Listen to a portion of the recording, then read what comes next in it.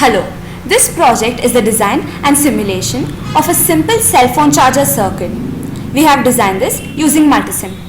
This project is done by Nikita Bontala and Harshita MV.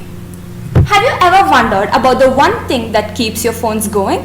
Yes, we are talking about the cell phone chargers here. Cell phone chargers are nothing but simple AC to DC converters.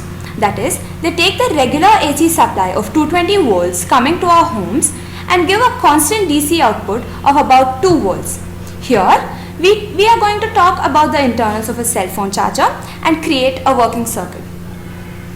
The cell phone charger extracts the power from the home supply, that is AC 220 volts, and converts it to a DC level of required voltage. The output voltage is fairly constant, which means it is regulated.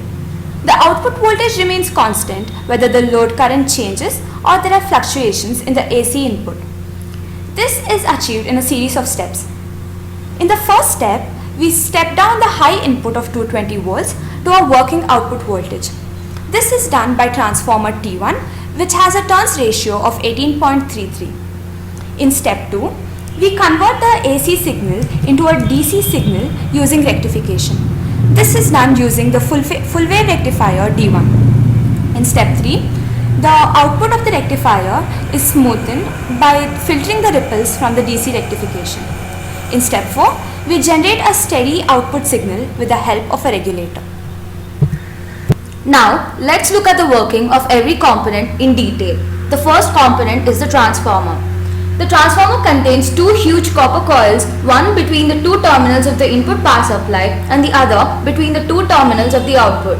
Here, we use a step-down transformer, which means it will convert high voltage level into a low voltage level. The number of turns of the coil inside will determine the voltage supported at the input and the output both. The next component is the rectifier.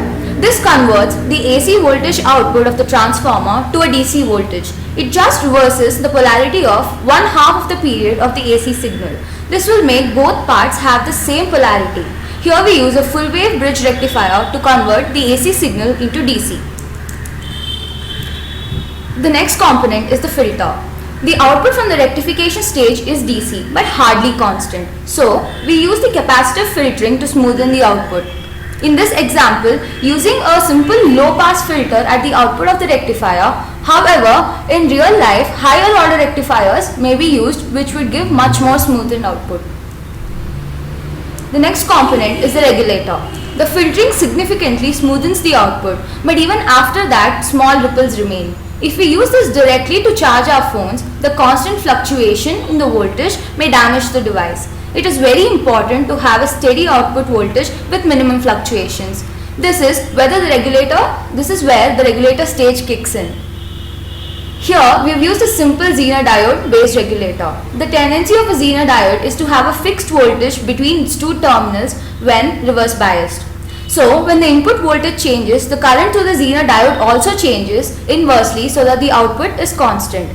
This regulator is quite simple to create, but it is that it wastes a lot of power. So in the cell phone chargers, we typically use IC voltage regulators such as IC 7805, IC 7806 and IC 7812.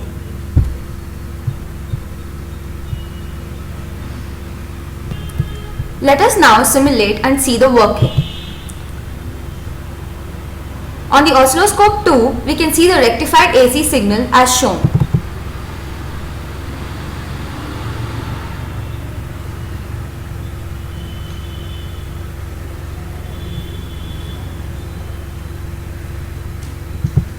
Now, the ripples are filtered out using the low pass filter and the regulator. This can be seen on the oscilloscope 1. Here, we have the steady DC voltage of around 2 volts. This output is thus used to charge our phones. Thank you.